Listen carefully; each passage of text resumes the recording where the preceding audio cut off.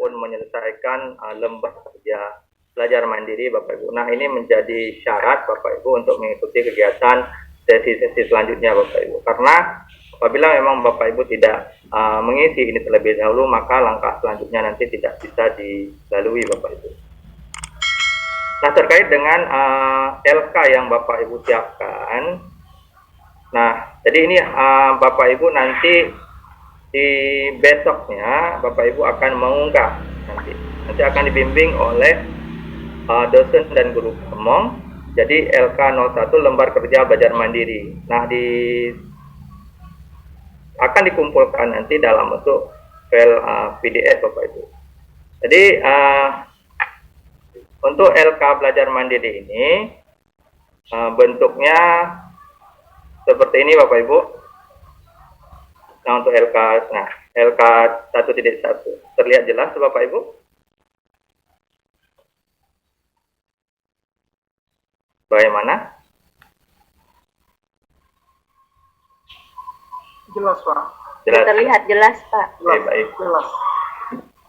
Oke, baik. Ini langsung saya jelaskan langkah-langkah terkait dengan pembelajaran di pendalaman materi Bapak Ibu. Nah, mungkin sepintas tadi sudah dijelaskan oleh Pak Rizky terkait dengan langkah yang pertama terkait dengan tahapan identifikasi masalah Bapak Ibu. Nah, mungkin mulai dari hari ini Bapak Ibu, Bapak Ibu sudah bisa nanti mengidentifikasi masalah pembelajaran Bapak Ibu. Adapun terkait dengan masalah-masalah yang bisa diidentifikasi Bapak Ibu, yang pertama sekali nanti terkait dengan penanganan siswa, kemampuan, kemudian terkait dengan pemberian feedback, boleh juga nanti terkait dengan metode pembelajaran, kemudian boleh juga terkait dengan motivasi, kemudian terkait juga dengan literasi, numerasi, ataupun misalkan Bapak Ibu pada saat mengajar baik dari guru kelas dan guru bidang studi matematika, ada materi yang memang siswa mengalami miskonsepsi, itu boleh juga diangkat sebagai identifikasi masalah Bapak Ibu. Kemudian Bapak Ibu seperti pemanfaatan teknologi dalam pembelajaran juga bisa diidentifikasi, misalkan ada ataupun Bapak Ibu belum menggunakan teknologi dalam pembelajaran. Nah, kemudian boleh juga terkait dengan penggunaan model-model pembelajaran yang inovatif Bapak Ibu. Dan tidak menutup kemungkinan bahwa masalah yang diidentifikasi Bapak Ibu terkait dengan terkait dengan tugas-tugas keseharian Bapak Ibu sebagai guru, baik guru di SD maupun guru di SMA khususnya, kalau guru SMA khususnya ke bidang matematika Bapak Ibu. Dan ini yang menjadi poin penting Bapak Ibu. Jadi mulai dari hari ini Bapak Ibu sudah bisa mempersiapkan ataupun mengidentifikasi masalah yang memang secara mungkin sudah Bapak Ibu alami di kelas Bapak Ibu. Nah, kemudian langkah yang kedua Bapak Ibu, setelah Bapak Ibu melakukan identifikasi masalah, nah Bapak Ibu sekarang adalah mengeksplorasi penyebab masalahnya, kira-kira seperti itu Bapak Ibu. Nanti Bapak Ibu di setiap kelas masing-masing akan didampingi, akan difasilitasi oleh satu guru pamong dan satu dosen pembimbing Bapak Ibu. Dan kemudian untuk penentuan penyebab masalah Bapak Ibu, jadi langkah yang pertama, kedua, dan ketiga ini saling berkait Bapak Ibu. Dan nanti Bapak Ibu akan diharapkan memilih ataupun menentukan minimal Bapak Ibu. 2 masalah, kemudian dan akar penyebabnya Bapak Ibu. Dan untuk kegiatan identifikasi masalah, kemudian eksplorasi konsep dan penentuan penyebab masalah ini tidak saya jelaskan secara detail Bapak Ibu. Tentunya kegiatan ini akan dijelaskan pada saat Bapak Ibu berada di dalam kelas masing-masing mulai tanggal dari 19 Bapak Ibu. Kemudian Bapak Ibu, seperti yang disampaikan oleh Pak Rizky tadi, di hari pertama itu kita hari Selasa Bapak Ibu di tanggal 19. Ini sangat penting Bapak Ibu kami ingatkan, karena ini saya langsung sambil saya jelaskan yang di PowerPoint, saya juga tampilkan yang di LMS Bapak Ibu, supaya Bapak Ibu ada gambaran nanti bagaimana kegiatan yang akan dilalui. Jadi aktivitas Bapak Ibu di hari pertama itu 6 JP Bapak Ibu, tapi Vkonnya akan dilakukan selama 3 JP. Nah, tadi sangat banyak saya melihat bahwa Bapak Ibu menyampaikan terkait dengan kendala laptop ataupun jaringan. Nah, seperti yang disampaikan oleh Pak Rizky, kami sudah ada pengalaman Bapak Ibu dalam mengolah PPG, dan mahasiswa di Angkatan 1, 3, dan Angkatan 4 itu sangat antusias mengikuti. Bahkan seperti yang diceritakan oleh Pak Rizky, mereka itu walaupun di daerahnya tidak ada jaringan, mereka ke daerah atau ke kecamatan yang lain, bahkan sampai menyewa tempat untuk penginapan Bapak Ibu. Jadi tidak ada alasan pada saat nanti kami melaksanakan Vkon itu tidak ada jaringan internet Bapak Ibu. Dan seperti yang akan saya informasikan di awal bahwa kegiatan PPG ini Bapak Ibu bukan seperti kegiatan webinar biasa. Bapak Ibu bisa menonaktifkan kamera dan selanjutnya terserah Anda. Maksudnya Bapak Ibu boleh meninggalkan Vkon. Tidak seperti itu. Ke-13 ini Bapak Ibu Vkonnya juga sama seperti yang saya jelaskan tadi, itu 3 JP. Nah, kemudian untuk hari ke-14, nah hari ke-14 sebenarnya hari presentasi Bapak Ibu terkait dengan LK 2.1. Nah, nanti akan dijelaskan secara detail oleh dosen yang mengajar di kelas masing-masing Bapak Ibu. Nah, ini untuk LK 2.1 Bapak Ibu. Jadi di pendalaman materi tentunya Bapak Ibu sudah memilih itu minimal 2 masalah ya Bapak Ibu ya. Jadi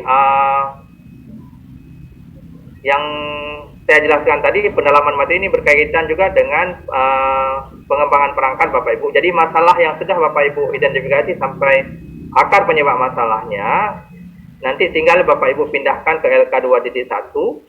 Kemudian Bapak Ibu nanti akan mengeksplorasi alternatif solusi, kemudian analisis alternatif solusi. Nah, untuk mengerjakan LK ini Bapak Ibu nanti akan dibantu, akan didampingi, akan difasilitasi oleh dosen Bapak Ibu. Nah, kalau memang ada yang kurang jelas silahkan nanti Bapak Ibu bertanya ke dosen, berdiskusi dengan dosen dan dengan teman-teman sekelas Bapak Ibu. Karena mulai dari LK 1.1 sampai 1.4 itu akan diberikan nilai, termasuk juga LK 2.1 akan diberikan nilai.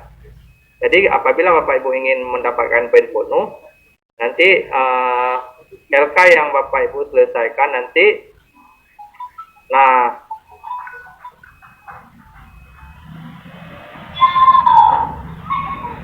ini rubrik penilaiannya Bapak Ibu. Jadi Bapak Ibu nanti apabila ingin nilainya penuh, jadi Bapak Ibu nanti mengerjakan semua kolom masalah yang terpilih, akar penyebabnya. Jadi ini semua harus terisi Bapak Ibu. Kemudian untuk hari ke-7 ini presentasi Bapak Ibu. Nah, hari presentasi ini akan dijelaskan secara detail oleh dosen juga nanti di hari ke-15-nya Bapak Ibu. Vkonnya sama Bapak Ibu, sampai hari ke-16 itu Vkonnya kurang-kurangnya 3 JP Bapak Ibu, 2 jam setengah Bapak Ibu. Nah, hari ke-16 juga sama Bapak Ibu. Hari ke-17, nah hari ke-17 ini sampai hari ke-18 Bapak Ibu jangan lupa nanti ada satu tagihan LK 2.2 Bapak Ibu. Nah, di LK 2.2 menentukan solusi, dan hari ke-17 sampai hari ke-17 dan hari ke-18 ini, hari ke-18 nanti melakukan presentasi Bapak Ibu dari hasil penentuan solusi berdasarkan indikator. Nah, ini akan didampingi oleh dosen, akan disepakati, akan difasilitasi bagaimana bentuk presentasinya nanti. Kemudian ini LK 2.2, kalau di tampilan di LMS nanti bisa Bapak Ibu lihat. Nah, kemudian rubriknya, mungkin di LMS itu tidak muncul rubrik nanti. Tapi apabila memang Bapak Ibu ingin poin penuh ya seperti yang saya jelaskan tadi untuk jawaban yang Bapak Ibu berikan nanti.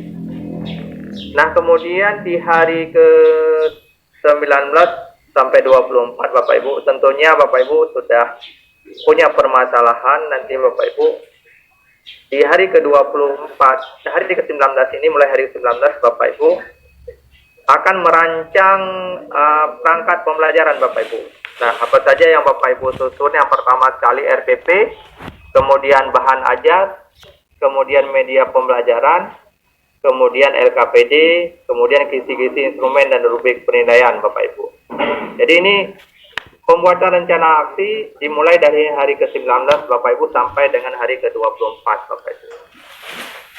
Nah, pada saat menyusun RPP Bapak Ibu, tentunya sekolah sekarang ada yang sudah menerapkan, ada yang masih menerapkan kurikulum K13, ada yang kurikulum darurat, kemudian ada yang bentuknya kurikulum apalagi yang sekolah penggerak ya. Jadi nanti untuk RPP-nya akan mendapatkan arahan dari dosen dan guru pamong, tapi yang perlu Bapak Ibu ingat bahwa dalam RPP nanti di LPTK kita menggunakan RPP yang 13 komponen ya Pak Fuadil Azhar ya, 13 komponen nanti. Baik di tingkat SMA maupun di guru kelas di SD Bapak Ibu.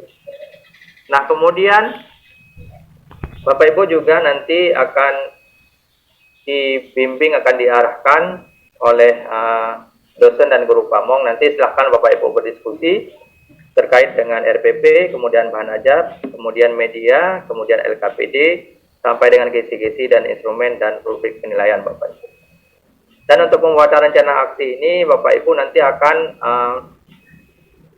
membuat dua set ya Bapak Ibu ya, dua set. Jadi rencana aksi minimal untuk 2 kali pertemuan nanti, 2 rencana aksi, berarti 2 kali nanti Bapak Ibu akan melakukan praktik pembelajaran nanti.